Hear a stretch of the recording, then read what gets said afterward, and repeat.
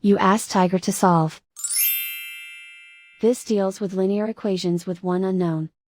The final result is y equals 1. Let's solve it step by step. Remove the ones. A variable's value does not change when it is multiplied by 1, so we can eliminate it. Group all constants on the right side of the equation. Add 2 to both sides. Simplify the arithmetic.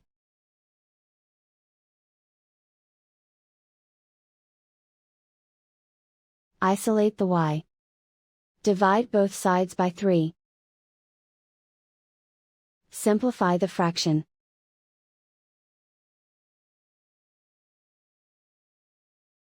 And so the final result is y equals 1.